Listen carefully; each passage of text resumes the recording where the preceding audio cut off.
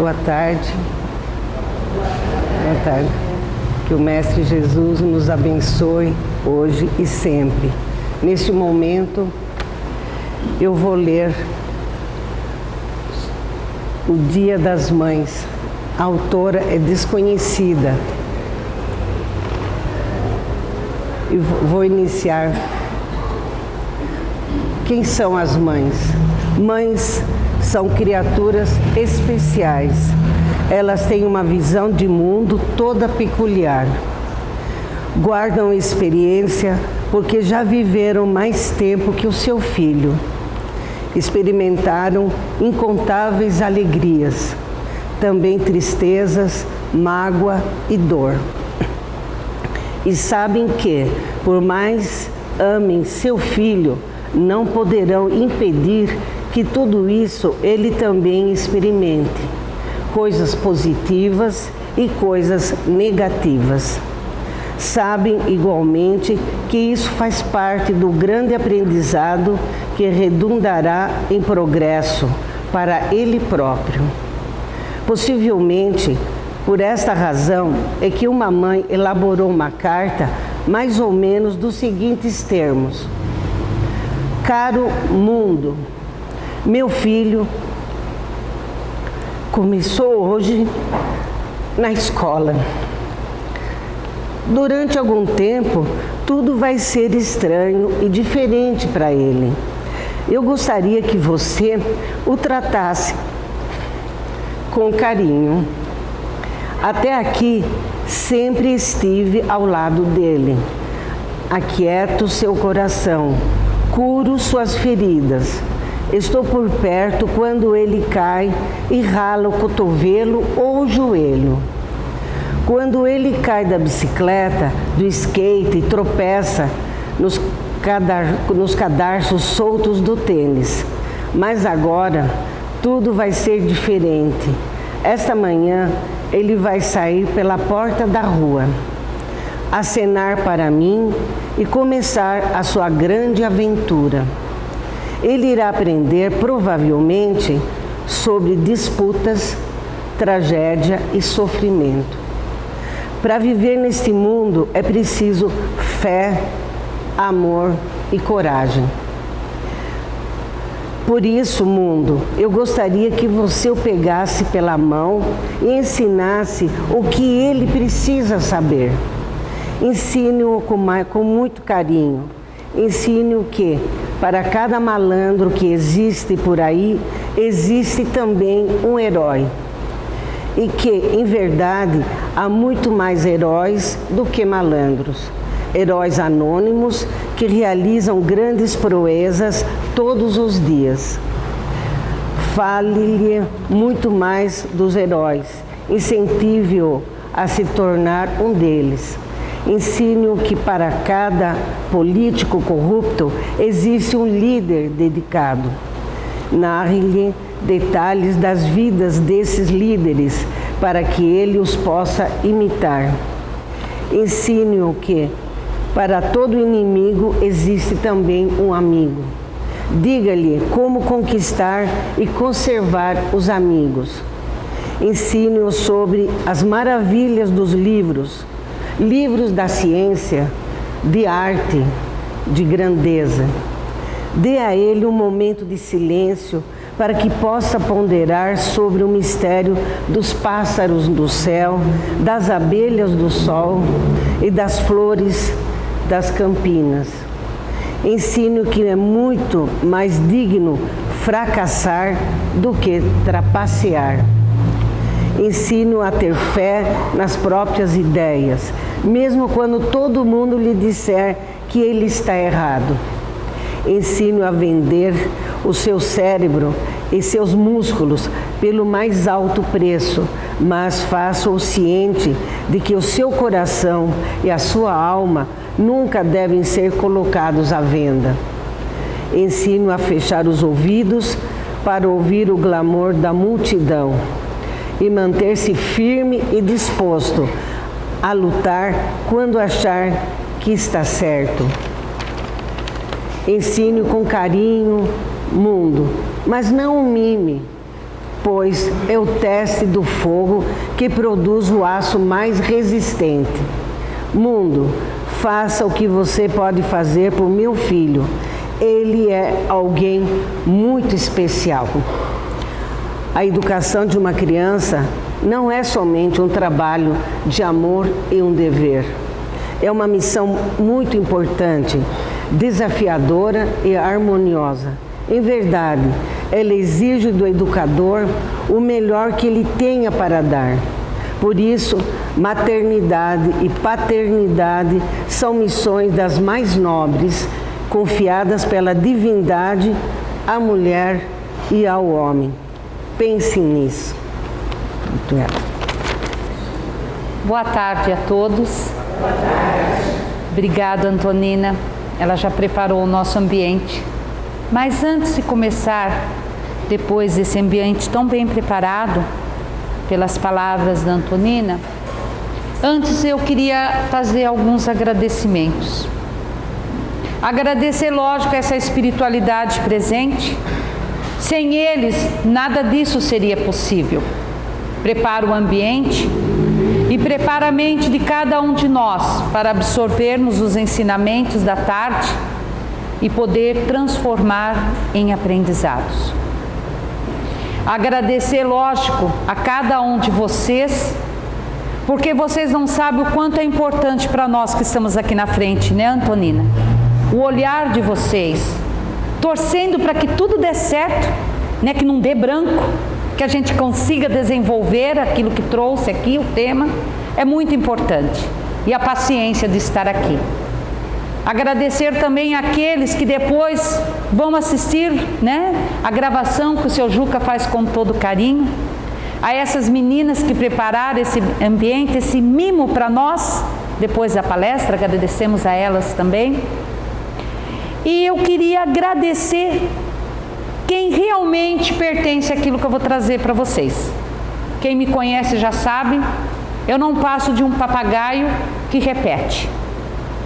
Vou lá, busco as informações de quem tem o conhecimento, pego essas informações e trago para que juntos nós possamos aprender. Por isso, para essa tarde, eu agradeço muito a Simão Pedro, Tato Save, Haroldo Dutra, ao Espírito de Miramês, através da psicografia de João Nunes, no livro Maria de Nazaré, Humberto de Campos, parceria com Chico, nos livros Boa Nova e Lázaro Redivivo. Meu agradecimento a eles. Então, para a gente começar, nós vamos voltar um pouco no tempo, mais ou menos no ano 700 da fundação de Roma. Esse povo judeu encontrava-se sob domínio dos romanos e tinha uma grande expectativa: a vinda do Messias, aquele que libertaria eles daquele sofrimento. Era de conhecimento também deste povo que já se encontrava entre eles, através das escrituras sagradas, aquela que iria gerar o Messias. Ela já era uma criança. Por isso, eles começam a ficar atentos a toda menina que apresentasse alguma atitude, comportamento, até mesmo um dom que a diferenciava das outras meninas. E uma criança começa a despertar a atenção. Uma menina chamada Maria, filha de Ana e Joaquim. Ela começa a despertar a atenção pela sua maneira espontânea e encantadora de falar, de agir, de caminhar. A vivacidade dessa menina era tão grande que quem tinha contato com ela queria conhecê-la melhor, pelo amor que ela irradiava. A simples presença daquela criança despertava nas pessoas os seus sentimentos melhores. Daquela boca infantil só saíam palavras que a pegava e penetrava no fundo do coração de quem ouvia sua voz encantadora. A criança Maria distribuía paz, amor e alegria por onde passava. A sua afeição pelas pessoas era a marca do amor que irradiava em seu coração. Então desperta a atenção. Leva então assim 3 sacerdotes de grande hierarquia irem visitar numa tarde o abençoado lar de Ana e Joaquim, para conhecer a menina melhor. Maria tinha mais ou menos 7 anos de idade, e ela assombra aqueles doutores da lei com mensagens de alto valor moral para uma criança. Maria disse tantas verdades àqueles doutores da lei, e provavelmente, entre essas verdades, deve ter doído muito ouvir de uma boca de criança que os verdadeiros representantes de Deus devem dar exemplo de vida, que é dever de todos nós ajudar aqueles que sofrem, que padecem e morrem todos os dias, ano a ano, de fome e de frio. Não se pode adorar a Deus para logo em seguida exigir desses que têm tão pouco, para que eles possam se fartar às suas mesas. Muitos representantes de Deus vivem às custas dos sofredores, pensando apenas nos próprios interesses e esquecendo que todos são pastores responsáveis pelo rebanho do Senhor. Essas verdades doeram, com certeza. Mas aí, esses grandes missionários como Maria, quando eles vêm até nós, eles se tornam de referência do bem para as pessoas. Os seus exemplos têm que servir como referência. Então, a reflexão que nós temos que fazer: será que essas verdades só doeram para os sacerdotes? Será que não dói também em nós? Não são verdades que não servem para nós? Então saíram dali com muitas dúvidas, mas sentiram. Tinha algo diferente junto àquela criança. Algo falava por intermédio dela e a razão não deixava dúvida. Era da parte de Deus. Se ela tinha vindo com o destino de ser a mãe do Messias, nada a impediria. Então era dever, obrigação daquele templo e dos sacerdotes observar, estudar, acompanhá-la de perto. Se ela tivesse os requisitos para ser a mãe do Messias, eram eles que tinham que prepará-la para essa tarefa. Fica decidido, a criança Maria vai morar no templo. Criança. Mas o espírito que habitava o corpo dessa criança era de alta envergadura. Maria já trazia uma educação aprimorada dos mundos superiores. Então é muito difícil saber se o tempo que Maria esteve no templo foi aluna ou mestre, porque os próprios rabinos vinham pedir ajuda a Maria para a interpretação dos pergaminhos sagrados. Estagia por um longo período no templo e torna-se uma linda, encantadora menina moça. A jovem Maria, que declara guerra aos arcaicos conceitos dos hebreus. Dá uma nova interpretação aos textos sagrados dos judeus. E as ideias da jovem Maria não era apenas conhecida pelos sacerdotes, que continuavam a questioná-la, mas agora assustados com essas novas ideias. Não eram só eles. Os romanos, muitos que vinham a Jerusalém, queriam ouvir a jovem que não tinha medo de dizer a verdade. A jovem que pregava renúncia. A jovem que dizia: é muito fácil falar de nudez, que tem que suportar o frio, quando nunca faltou a roupa e o agasalho. Falar de trabalho quando não precisa realizá-lo é falta de honestidade. Falar que tem que suportar a fome quando nunca faltou o pão à mesa é fraqueza de sentimentos. A jovem que não tinha medo de falar que aquele templo, o suntuoso templo de Jerusalém, sempre arrumava formas de tirar o dinheiro daquele povo tão miserável, que talvez Roma tenha sido muito mais complacente com o povo do que aqueles sacerdotes, que a promessa de um céu fácil tirava o pouco que eles tinham para eles atenderem seus interesses materiais, do orgulho e egoísmo. Queremos união e justiça, mas isso só é possível quando houver uma igualdade dos deveres e obrigações entre todos os homens, que nunca ainda foi possível na terra. Será que nós amamos Deus explorando e perseguindo o nosso próximo? Tirando o leite da boca da criança já desnutrida para cumprir regra de dízimo? Que dízimo é esse? Que não tem compaixão daquele que sofre.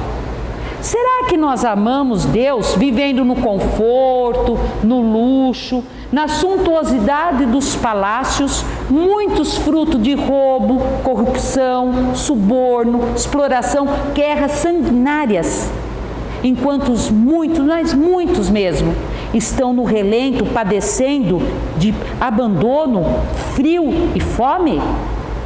Não podemos mais perder tempo em templos, nem que seja de Deus. Temos que ter contato com os que padecem frio, fome, abandono, solidão, dor. Porque Deus não é separação. Deus é união, é justiça, é fraternidade. Maria dizia a verdade. Mais uma vez, muda um pouco o contexto histórico, adapta ao comportamento hoje. A essência do que Maria, a jovem Maria, colocou, serve para nós? E a verdade dói. Muitas vezes a verdade dói, porque o orgulho, principalmente o melindre, afeta os nossos sentimentos. Dificilmente nós queremos ouvir a verdade se nós estamos fora dela. Maria dizia a verdade. E os sacerdotes começaram a vê-la como uma ameaça. Maria falava aquilo que o povo queria ouvir. Maria falava de renúncia, de justiça, de igualdade, de dividir o que você tem, da prática da caridade, de colocar o amor em ação. Ela podia influenciar o povo. Ela podia abalar as estruturas do suntuoso templo de Jerusalém. O que fazer com Maria? Porque mesmo os que não concordavam com essas ideias, queriam ouvi-la de novo. Maria foi o livro de Deus aberto para quem quisesse aprender as lições mais preciosas da vida. O que fazer com ela? Expulsa ela do templo, ela influencia o povo. Fica dentro do templo, ameaça os sacerdotes e a estrutura religiosa. Solução encontrada? Lógico que influenciado por forças negativas.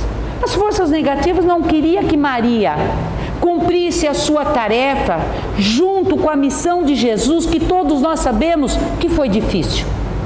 Por isso ela esteve no templo. Maria, apesar de toda essa educação aprimorada de mundos espirituais, precisava conhecer as questões e as leis de Israel para se diferenciá-la das outras mulheres.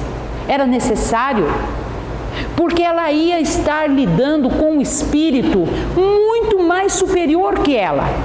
Ela precisava ensinar ao seu filho as coisas do dia a dia. E com certeza, com Jesus, ela deve ter aprendido as lições mais preciosas da vida. Foi necessário. Por isso que um sacerdote de grande hierarquia do templo vem com a solução: casem Maria.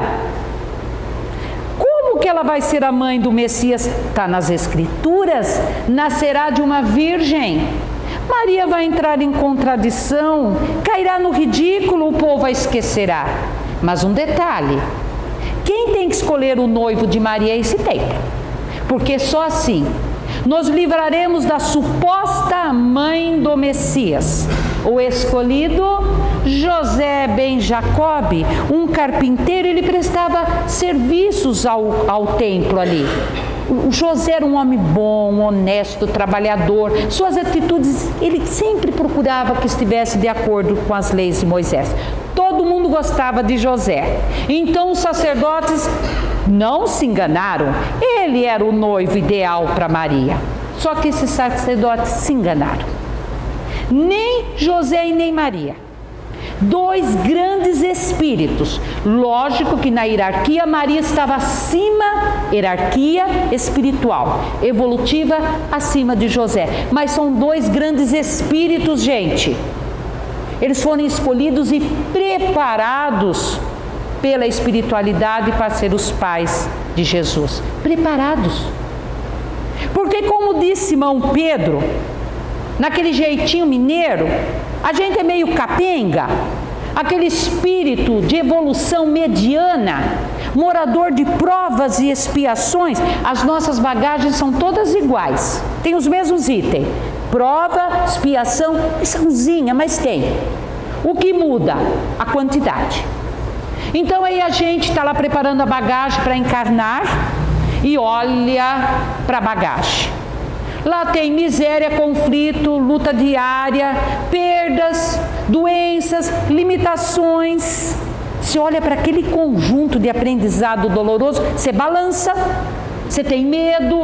Peraí, eu vou com o véu do esquecimento no mundo de provas e expiações, com essa bagagem, com tendências, eu não quero. Aí você pede ajuda, implora, para que dois corações te receba como filho. Eles são preparados.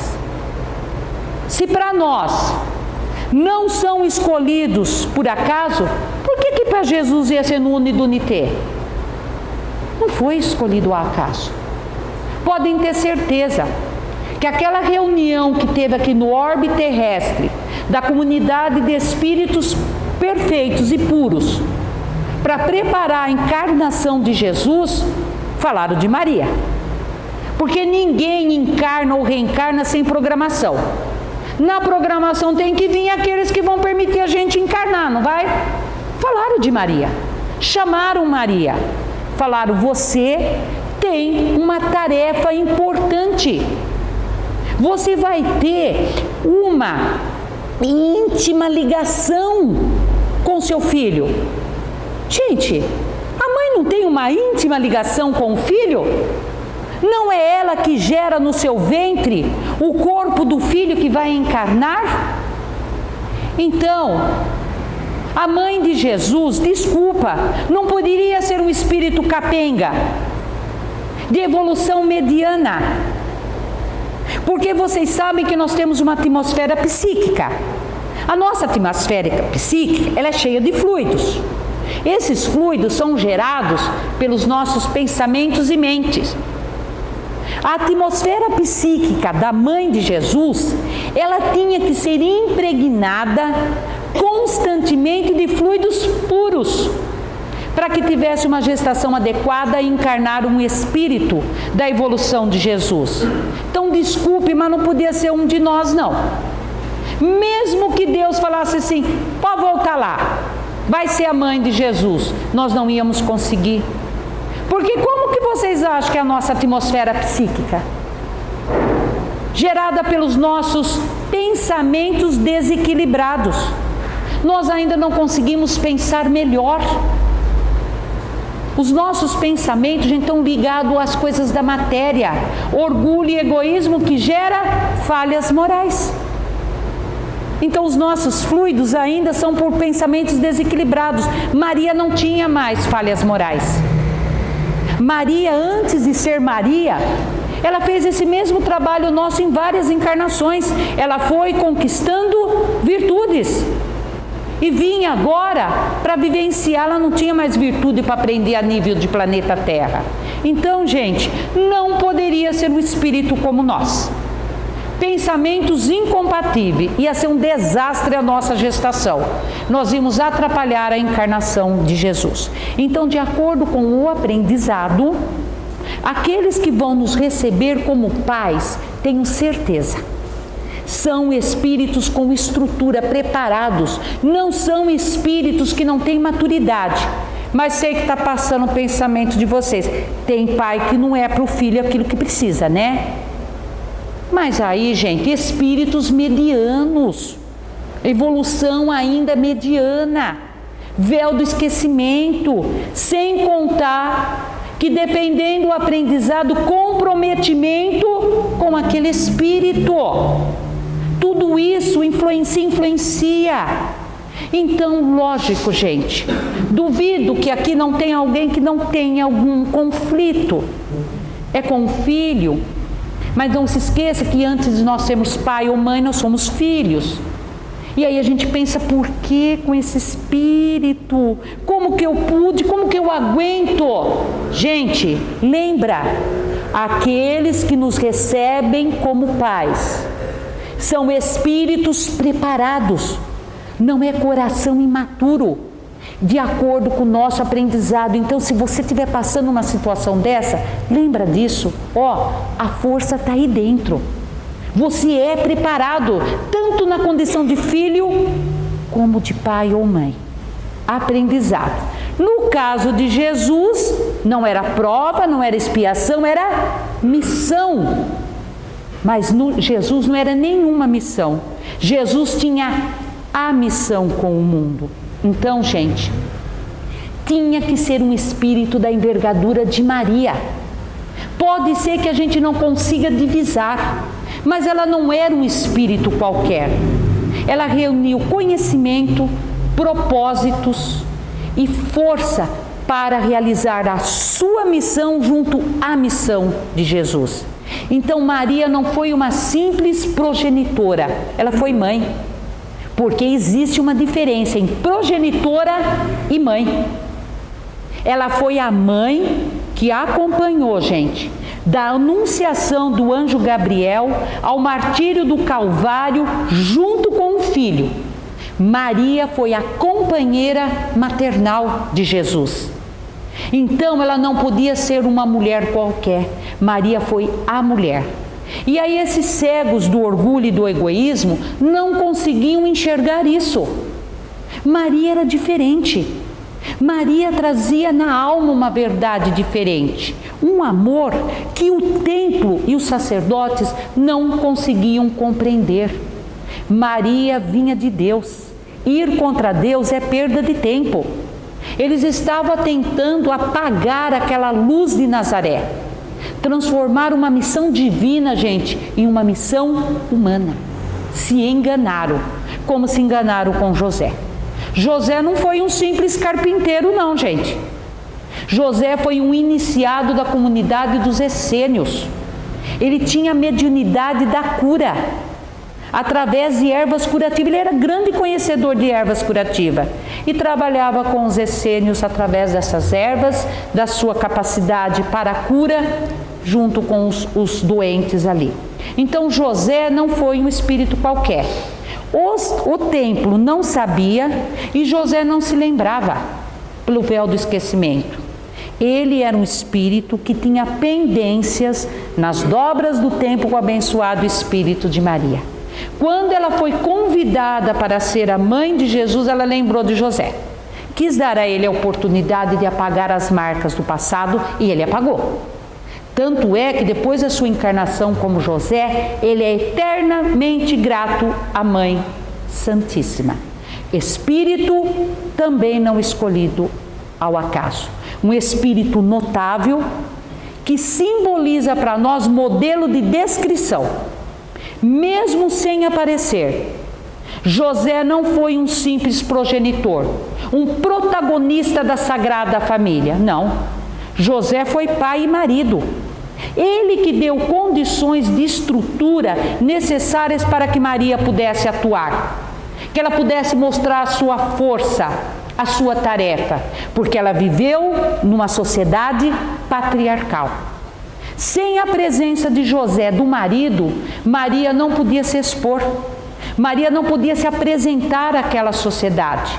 E ela, gente, mostrou toda a humildade de espírito, porque mesmo ela sendo muito superior em conhecimento e evolução de muitos daqueles homens daquela sociedade, Maria teve a dignidade de ocupar o espaço da mulher. Ela respeitou. E ela foi sim representada ali pelo marido. Então, gente, dentro desta sagrada família que nós conhecemos, Maria, Jesus e José, Maria simboliza a dignidade, José a descrição e aquele que deu base e estrutura para essa família. Então foi assim, gente, que se uniram em matrimônio na terra.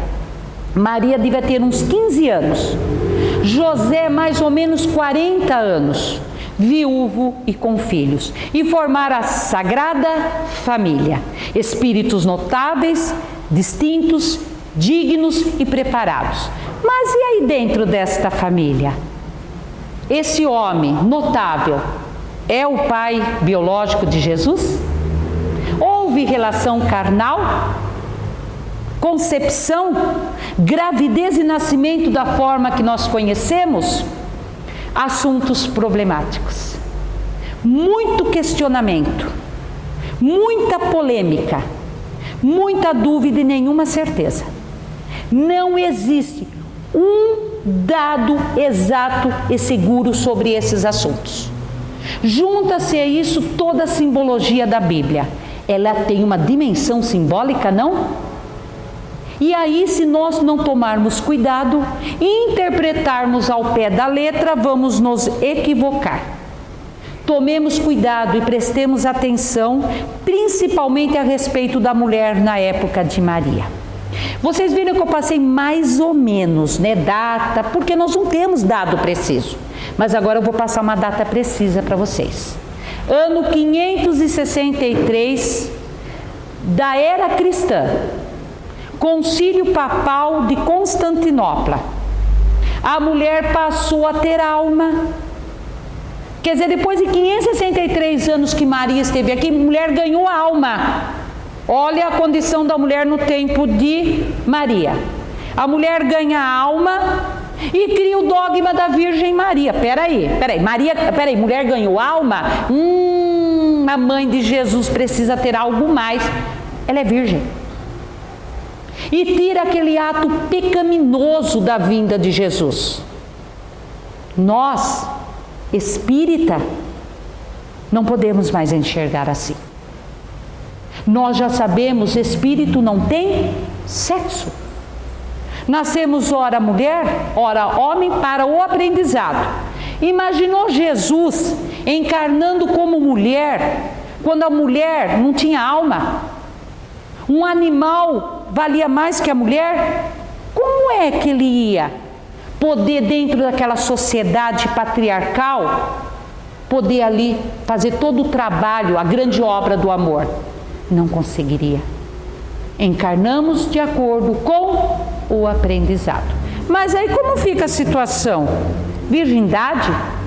Virgem imaculada? Milagre o nascimento de Jesus? Maria teve mais filhos? Gente, só conseguimos trazer reflexões. E quando vocês buscarem isso na curiosidade, busquem em fontes seguras. Mas que toda essa simbologia sirva para trazer ensinamento. Virgindade de Maria. Qual é a fonte segura? Desculpa, mas é o Velho Testamento. É o profeta Isaías, né, João? Que traz a profecia, tá? Uma alma dará a luz a Emanuel. Vamos traduzir. Alma significa jovem esposa, casada há pouco tempo. Emanuel, Deus conosco. Traduzindo, uma jovem esposa, casada há pouco tempo, dará a luz ao Messias. Um tempo depois, alma foi traduzido para o grego. Se tiver alguém que conhece grego aqui, pode me corrigir a pronúncia, viu? Porque o que vale para nós é o significado. Partenos, acho que é assim. Mas essa palavra partenos em grego significa virgem. Então quer dizer, a jovem esposa passou a ser virgem. Então, virgindade de Maria, para todos os cristãos, Não importa cristão católico, cristão espírita, cristão evangélico, cristão protestante, cristão Jeová, todo cristão.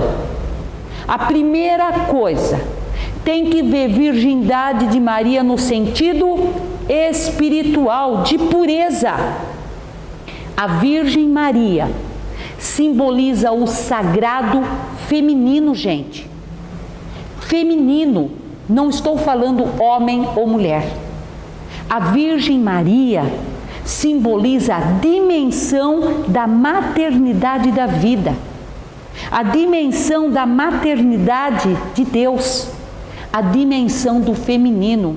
Maria é o ápice, gente, do feminino na sua pureza máxima. Então, a grandiosidade de Maria, de uma imensa, profunda iluminação, que quando a gente busca conhecê-la, estudar melhor, a gente sente uma necessidade de ter uma vida melhor, de mudar a nossa vida, de ter mais respeito. E dentro desse respeito temos que respeitar o sagrado feminino, na condição mulher e mãe. E aí, quando Kardec trata desse assunto, vocês estão vendo que é tudo fonte segura dentro da codificação espírita. Kardec embeleza o feminino, a mãe, o sagrado corpo da mulher que pode gerar vida, gente.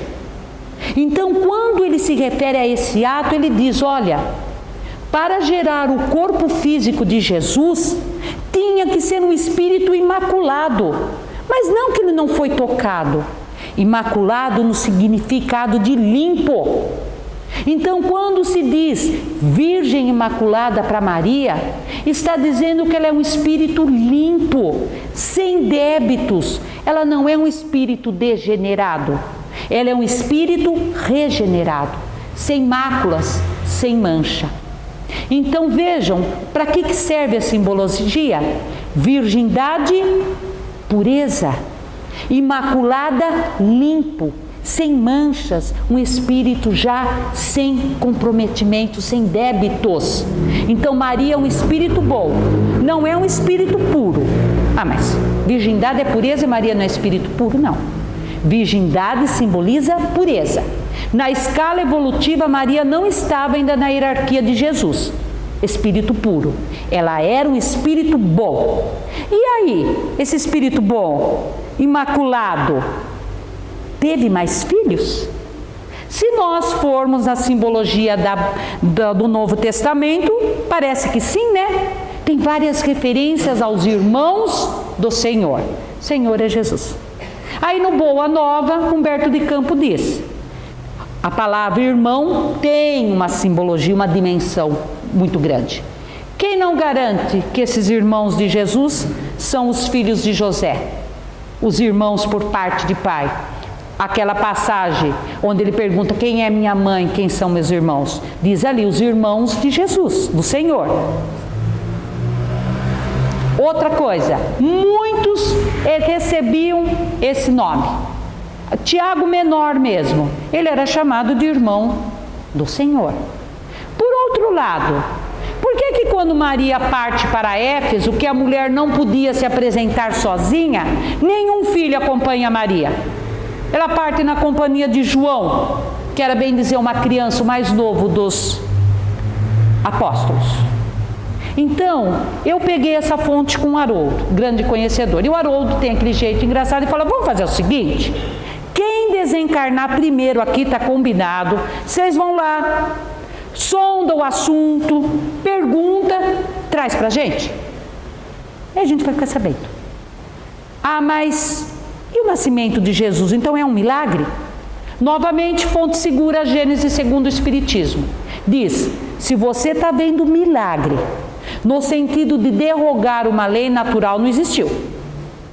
Lei da reprodução está dentro da lei natural, universal.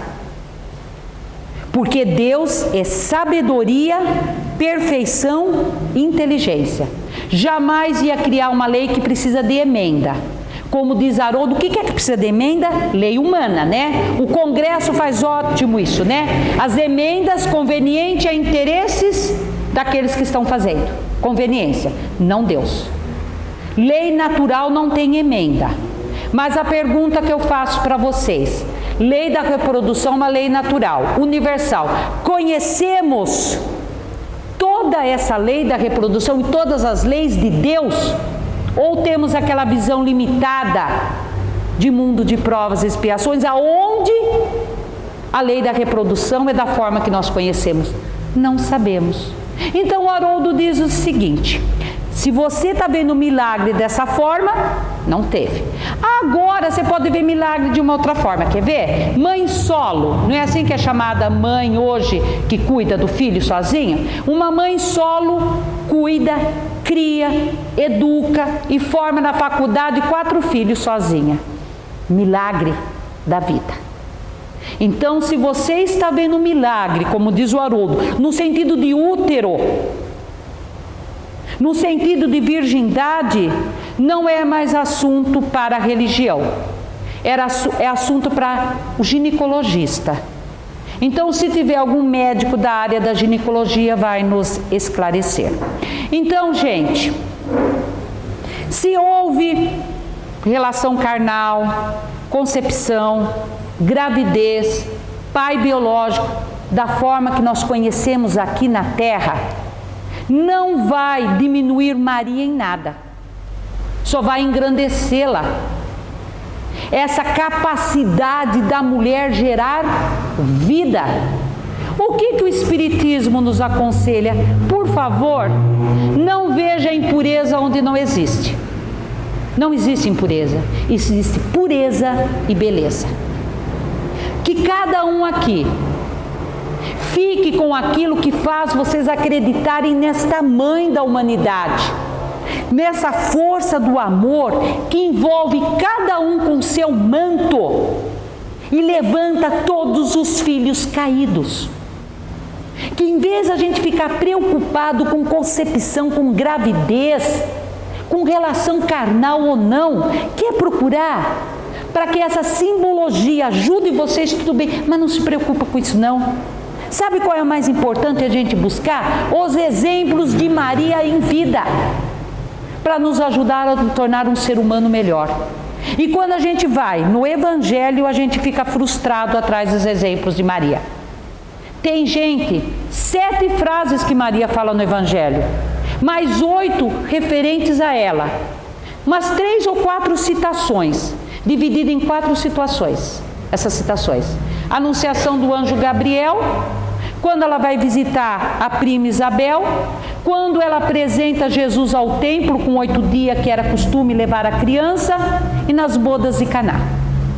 Depois disso, Maria não profere uma palavra, ela não profere uma palavra, mas vocês tenham certeza, ela estava presente na maioria das passagens do Evangelho, mantendo e respeitando o distanciamento da mulher.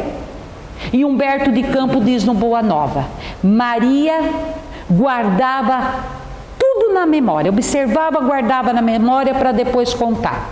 E ela torna uma das fontes principal de informações. Ela é responsável ali pelo Evangelho de Lucas e também pelo trabalho do apóstolo Paulo, porque eles não conheceram Jesus, ela foi a referência. Então ela foi, gente, aquela companhia maternal. Ela acompanhou Jesus passo a passo, lado a lado. Torna-se então para nós o símbolo do sentimento da maternidade plena, da maternidade universal, porque Maria ultrapassou o tempo. Hoje, o nome Maria é um dos maiores indicadores das pessoas. Quantas Marias vocês conhecem? Maria, só Maria. Maria, nome composto de mulher, Maria de Fátima, Maria de Lourdes, Maria Auxiliadora, Maria Inês. Maria, nome composto de homem. Antônio Maria, José Maria, Júlio Maria. Tamanha doçura desse espírito, que ela sensibiliza tantos corações, que os pais homenageiam Maria nomeando seus filhos. Às vezes eles nem percebem, porque dizem, gostam da simplicidade do nome Maria. Mas intimamente, todos que assim fazem, compreendem a complexidade da simplicidade do nome Maria. E sabe o que eles desejam no fundo? Que as Maria e os Marias sejam tão dóceis, tão carinhosos, tão plenos como Maria. Na musicalidade, quando canta Maria, às vezes é num idioma que a gente não entende uma palavra, né? Mas choramos, estremecemos, ficamos emocionados, por quê? Toca o coração. Falar o nome Maria, cantar Maria, gente, é falar e cantar o amor pela humanidade, porque ela é a mãe de Jesus, mas ela tem uma extensão de mãe que ela adota todos aqueles filhos que querem ser chamados de filho de Maria, recebe, adota e cuida. Então nessa maternidade de Maria tem um ponto diferente. Jesus nasceu para todos nós. Pergunta de quem é o filho que nasceu? É da mãe. Não é assim? Eu gerei, carreguei, aqui ó, é meu filho. E o pai que se contente com o lugar de mero contribuinte, porque é da mãe. Né? Quando a gente era mais novo, que a gente falava, vai filhinho da mamãe, não é assim? Tudo bem, tecnicamente, teoricamente, nós criamos o filho para o mundo, é isso? Pergunta para a mãe que mundo é esse? Meu mundo, a minha casa, e por mim, ó, ele fica protegido no meu mundo, na minha casa, não é assim? Esse é o ponto diferente de Maria. Maria sabia que o filho não era para o mundo dela. O filho era para o mundo e para todo mundo. Maria dividiu o filho dela com o mundo e com todo mundo. Como que Maria conseguiu isso? Eu não consigo fazer isso. Porque Maria não amava como nós. Nós temos formas diferentes de amar na terra. Dependendo de quem a gente ama, é uma forma da gente expressar o amor. E aí, o amor maternal, a maior força da terra, com certeza. Mas não é o mais puro. Porque nós queremos o filho embaixo da asa, protegido, que ele está protegido, ele está salvo. Amor possessivo. Mas o filho cria asa e o filho vai formar outro ninho. Aí o amor da mãe fica ciumento, invejoso, adoece, reclama, faz chantagens. Nós amamos de forma diferente. Por que Maria dividiu o filho com o mundo? Porque Maria já sabia amar de forma incondicional. Um amor que não exige, um amor que não reclama, mas não é um amor de distanciamento, gente, de separação, de indiferença, não. Tanto é que o amor incondicional de Maria e Jesus fazia a relação mãe e filho ser muito presente. E essa relação ficou mais forte com a morte de José. Jesus devia ter uns 23 anos. Maria, viúva, não poderia mais ocupar o espaço na sociedade patriarcal. Se ela não casasse, o filho primogênito teria que representá-la. Filho primogênito de Maria, independente de outros filhos, Jesus. Até aí, Jesus nunca perdeu a relação família, mas tinha um pai para dar apoio. A partir da morte de José, ele representa Maria. E essa relação, gente, mãe e filho, fica muito presente. E isso a gente vê em bodas de Caná. Conhece a história? Acaba o vinho na festa de casamento, tá Maria, tá Jesus. Era uma vergonha. Naquela sociedade, ali quem era o dono da festa, acabar o vinho. Eles começaram a ficar desesperados. Maria sabia o que significava aquilo, mas ela sabia também para quem pedir. Ela chega para o filho e diz: filho, acabou o vinho. O que nós temos a ver com isso, mulher? Mulher? Vocês já ouviram muito essa frase em filme, seriado, tem um seriado bom lá na Netflix, né? Dos apóstolos. Eles falavam mulher. Tudo bem que a mulher não tinha lá muito valor, mas aquelas mulheres que eles tinham amor, carinho, junto deles. Quando a gente fala mulher, parece qualquer mulher.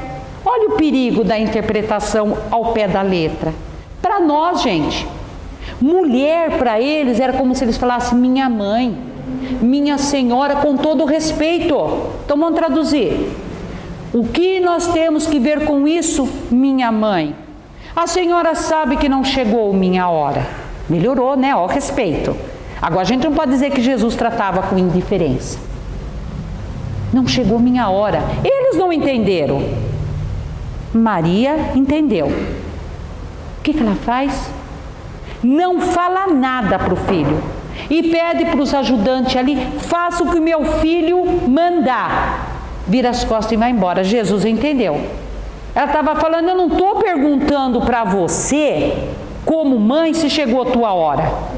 Eles precisam. E eu sei que você pode, por favor, faça o que eu estou pedindo. Como diz os antigos, você faz o que eu peço e guarda o que você sabe para a hora certa. Então Maria, quando precisava, ditava a regra sim. E ele, como filho, fazia.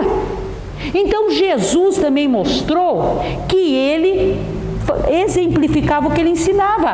Quarto mandamento, honrar pai e mãe. Nós sabemos que honrar pai e mãe é piedade filial. Uma amplitude de atitudes que nós temos que ter, e dentro dela está essa passagem aqui. Porque quando Jesus está honrando aqui, ele não está falando para nós, ó, um manda e o outro obedece. Não é isso. O que Jesus está mostrando para nós, que o filho pode ser superior à mãe.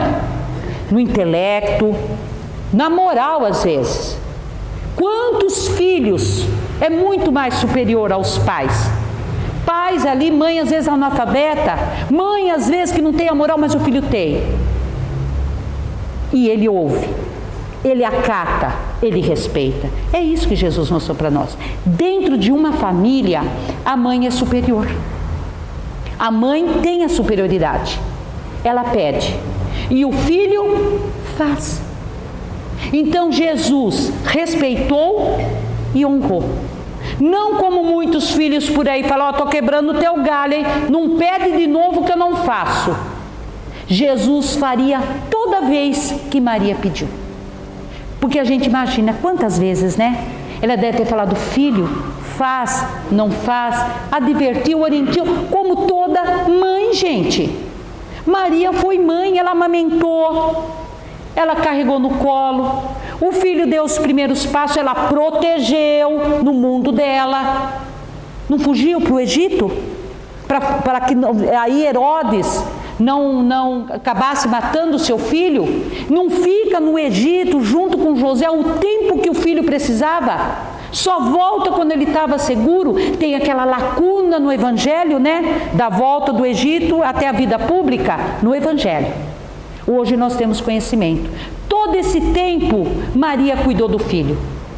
José ensinou a profissão da carpintaria. Os essênios bancaram os estudos. Os 3 reis magos não é figurativo. Eles eram padrinhos de Jesus. Bancaram todo o estudo de Jesus, junto com a mãe. Até que vem a vida pública.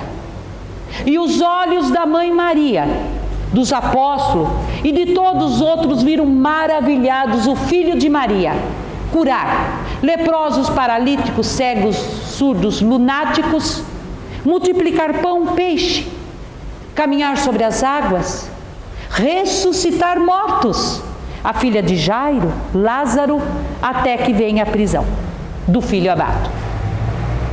Abril do ano 33 da era cristã. Uma mulher, uma mãe, ajoelhada, orava a Deus pedindo proteção ao filho, com o coração de mãe apertado, não esperando uma notícia que ela não queria receber. Quando as suas orações são interrompidas por batidas fortes e desesperadoras à porta, ela abre É João com os olhos cheios de lágrimas: mãe, prenderam ele. E Maria, tentando manter a serenidade, falou: que acusação? Ah, mãe, diz que ele ressuscita mortos, acaba com a ordem pública. Pior, mãe, Pilatos lavou as mãos e ele foi condenado à morte. Vim te avisar. Ela diz: João, leve-me até ele. Não, mãe, não é seguro.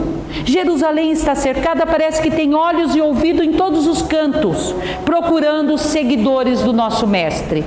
Maria não diz nada, vai no fundo da casa e volta com a cabeça coberta, porque as mulheres não podiam sair com a cabeça descoberta. Ela nunca desrespeitou uma tradição. E diz a João: ele é meu filho. O lugar, meu lugar é do lado dele. Essa é a mãe da humanidade, que desceu nas profundezas do Vale do Suicida para resgatar o traidor do seu filho Judas. Nem Jesus conseguiu isso.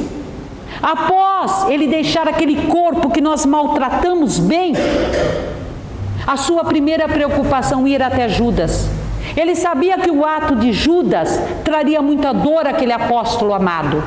Judas não se sentiu digno de ser resgatado por Jesus. Precisou a força do amor de um coração de mãe para conseguir isso muito tempo depois. Quantas mães, gente, nós sabemos aqui, eu mesmo como mãe, não consegue perdoar o algoz de seu filho. Não consegue acompanhar muitas vezes os instantes finais, acompanhar enterro, velório de um filho, porque não quer gravar aquela cena. E a espiritualidade compreende. No grau evolutivo que nós estamos, é muito difícil perdoar aquele que muitas vezes tira a vida de um filho. É muito difícil, diante da maior dor que um ser humano pode sentir, a perda de um ente querido, e tenho certeza, isso se multiplica milhões de vezes quando a perda é um filho. Foge à sequência natural da vida, compreende isso, mas naquele momento, a força daquele coração de mãe fez ela escolher passar, gente, passo a passo, cada chicotada que seu filho recebeu, cada tortura, cada sopro final de vida do lado dele. Maria, nesse momento, ela muda um comportamento maternal instintivo. A maioria de nós sabe o que é fazer? Correr em direção ao soldado. A gente implorar misericórdia: meu filho não fez nada, meu filho é inocente. Mas naquele momento, Maria preferiu silenciar, gente, e ser a companhia emocional do filho. Ela preferiu, como mãe, naquele momento, estar com ele, para que ele, se precisasse de um apoio, de uma ajuda, ela estava lá. Mesmo que fosse com um olhar, ela diria: filho, mamãe está aqui. Ela só pede força a Deus e acompanha todo o martírio do Calvário. Mas Maria não deseja mãe alguma deste mundo o que passou no silêncio do seu coração. Dos vultos que participaram do martírio, Maria foi o que mais impressionou. Porque ela, gente, acompanhou o filho sendo torturado na sua frente. Ela acompanhou o filho sendo crucificado na sua frente. O soldado enfiando uma lança em seu filho. Que mãe quer ver isso? Que mãe quer passar por isso? Nenhuma, nem Maria. Como mãe, naquele momento, o seu coração se perguntava: por que, meu Deus? Por que isso com meu filho? Ele só deu amor ao mundo e está recebendo todo o ódio. Aí ela se lembra das palavras de Simeão, quando ela vai levar o menino ao templo para ser apresentado. Simeão abençoa o menino, a felicita: és bem-aventurada, mas fala: filha, uma espada de dor vai transpassar o seu coração. Ela lembra das palavras de Simeão, e naquele momento A sua fé faz ela aceitar, entender. Quem que entenderia o que estava acontecendo ali? Mas ela aceita que por trás de todas as circunstâncias da nossa vida, gente, até da dor, do sofrimento, dos desatinos, tem sim uma inteligência suprema e uma misericórdia divina guiando os nossos passos. Mas existem situações dolorosas que nós vamos passar nessa vida, que nós só vamos entender o porquê ou para quê no tempo de Deus. E esse tempo muitas vezes é quando a gente retorna à pátria espiritual. Neste momento, lembrando das palavras de Simeão, Maria se entrega de uma forma que não dá para descrever, gente, aos desígnios insondáveis de Deus, à vontade divina. Naquele momento, ela entende a sua tarefa de mãe, estar ao lado do filho. Fortalece na dor e acompanha cada passo de Jesus em direção ao Gólgota. E a gente fica imaginando, qualquer uma de nós e Maria, se pudesse, trocaria de lugar com Jesus. Carregaria sua cruz, não é assim? Não é o que as mães fazem? Quantas vezes será que Maria ajudou Jesus a carregar a sua cruz? Quantas vezes ela tentou aliviar as suas dificuldades e naquele momento ela não podia fazer nada? Porque numa das quedas de Jesus, porque ele estava no limite da força física, ela tentou correr até o filho para ajudá-lo, foi impedida pelos soldados. E a gente fica imaginando quando nossos filhos caem, né? A gente pode não ter nada na mão, sopra, dá um beijinho e fala assim, vai sarar, e a criança sai brincando. Quantas vezes será que Maria fez isso? E naquele momento, gente, ela só podia levantar o filho através do olhar, do sentimento, mamãe está aqui. Passa-se o tempo. Maria, depois de passar ali em Betânia com os parentes, familiares, parte para Éfeso, na companhia de João e das irmãs de Lázaro. E ali em Éfeso, numa pequena casinha, as pessoas ficam sabendo, a mãe de Jesus está lá. E começam em direção. Eles queriam um colinho de mãe, é gostoso o colinho de mãe quando a gente está com dor, né? Eles iam por colinho de mãe, uma palavra de Maria. Maria dava atendimento fraterno, como nós fazemos aqui. No final do atendimento, do colinho de mãe, independente de dor física ou moral, Maria falava, filho, isso também vai passar. E ela começa a atender todos os sofredores, todos os filhos do coração, doença física, doença emocional. Mas Maria, como todo nós, né, a gente tem às vezes um carinho especial, não tem? Maria tinha, era pelos leprosos, como Maria amava os leprosos, não só em Éfeso, toda a vida dela sempre esteve ali junto com os leprosos. E eles iam diariamente lá, Maria lavava as feridas, cuidava, usava muito unguento de rosas, ela gostava de curar através do poder das rosas. E como era de costume, ela terminava, eles beijavam a mão de Maria. E um dia, terminado ali, né, o cuidado com o leproso, ele beijou a mão e falou, mãe, tu és a mãe do nosso Senhor, mas é também a nossa Mãe Santíssima. E a casa de Éfeso ficou conhecida como a casa da Mãe Santíssima. E nós achamos que Mãe Santíssima, nós que demos o nome, ela não, foi um leproso. E essa Mãe Santíssima, gente, trabalhou por 30 anos em Éfeso.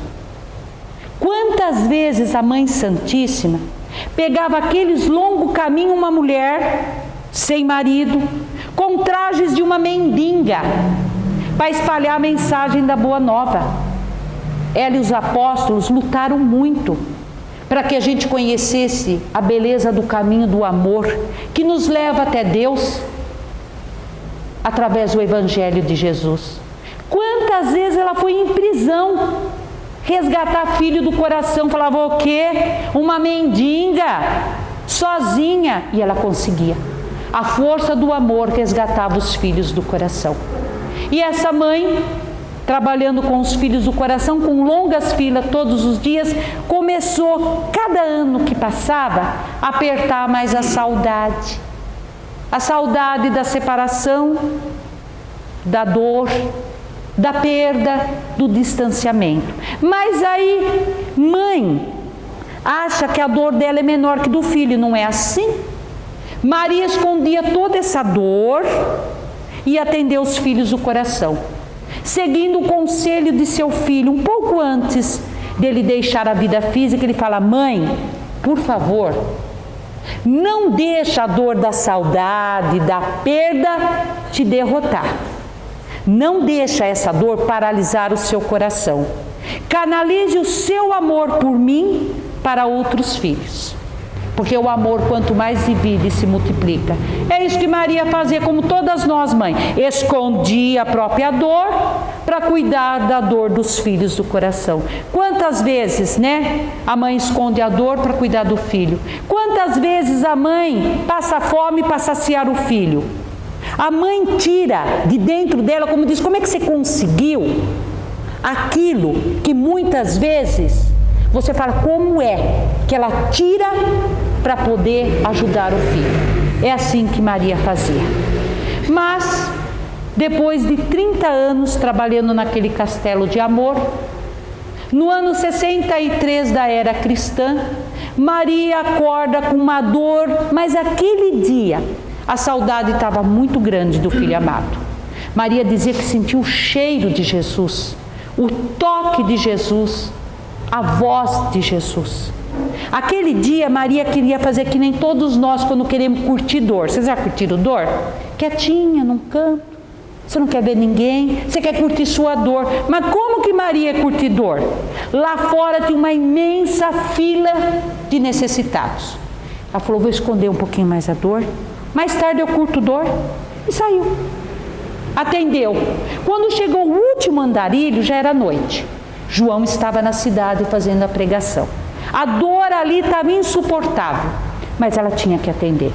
O último andarilho se aproxima. Era muito costume eles falarem assim, mãe, vim te fazer companhia. Só que Maria sente uma voz muito suave, conhecida, e ficou admirada, sabe por quê? Ele não pediu, não reclamou, não resmungou, não pediu nada para Maria. Vou te fazer companhia. E nesse momento, ela reconhece o filho amado, porque mãe não se engana, né? E tenta ajoelhar-se aos pés do governador do planeta.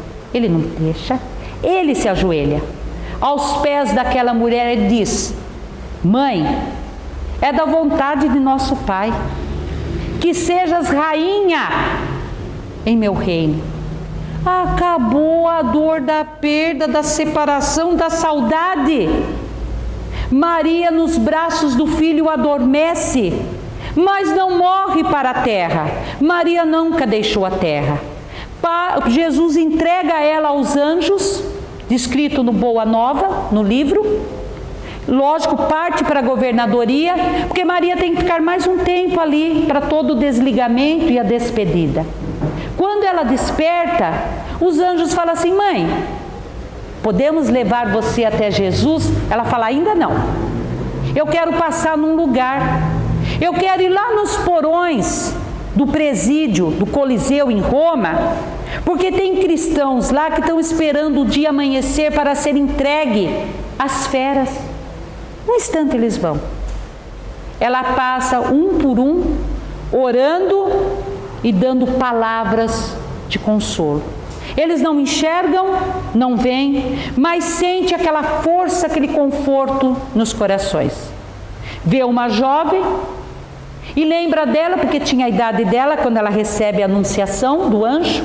Muito triste ali na grade, ela se aproxima e fala, canta minha filha, tenha bom ânimo, transforme toda essa dor da terra em alegria no céu.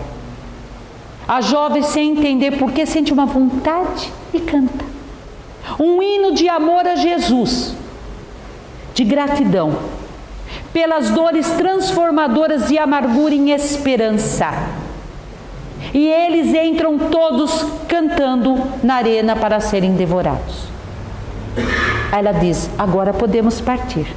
Chegando na governadoria do planeta, eles falam, mãe, que trabalho você quer? Trabalho, gente. Oh, meu Deus, e a gente querendo aposentadorias, né? Não é assim? Vê lá os anjinhos tocando harpa, nós. O espírito, quanto mais evoluído, ele quer trabalho. Ele sabe que o trabalho é a alavanca da sua evolução. Ela fala assim, viu, qual é o trabalho mais difícil aqui na Terra? Eles falam, mãe, tem que receber, acolher, cuidar daqueles que tiraram a vida na Terra. É esse que eu quero. E forma a partir daí a legião dos servidores de Maria, que tem nessa legião, sabe o que, gente? Um pelotão de mãe, sublimando o feminino, a maternidade, mães que estão ali para receber e cuidar daqueles que faltou a força moral e tirou a própria vida, daqueles que foram suicidas inconscientes, que atitudes e comportamento anteciparam o retorno deles à pátria. Então vamos ficar tranquilos, porque na governadoria do planeta tem um coração de mãe, imenso, cheio de amor para todos nós aqui na Terra. Então quando nós nos sentirmos, gente, fracos, pecadores, cabisbaixo, sem força, eleva os seus olhos aos céus e pede: Ave Maria, Senhora do amor que ampara e redime, ai do mundo, se não fosse a vossa sublime missão. Cheia de graça e encantos, é por ti que nós conhecemos a eterna revelação do mundo. Sejais bendita entre todas as mulheres, pois és a mãe das mães desvalidas, o consolo das mães aflitas, cheias de mágoa e de pranto. Maria, és a nossa porta da esperança, anjo de nossa vida. Maria, estrela amiga, que nas noites escuras desce até nós, seus filhos amados, para nos agasalhar, para não sentirmos nem fome e nem frio, das palavras do seu Filho amado, Jesus. Sejais bendita entre todas as mulheres, pois tu és a rainha do mar, que com seu manto de luz seca o oceano de lágrimas, que banha quase todo o planeta Terra. Ave Maria, cheia de graça, o Senhor é convosco. Bendita sois vós entre as mulheres, bendito os vossos braços, que amparastes o Mestre amado Jesus. Santa Maria, Mãe de Jesus, rogue por nós, agora e no nosso retorno à pátria espiritual. Gratidão, Maria, que ela envolva todos nós com seu manto de luz e amor. Feliz Dia das Mães.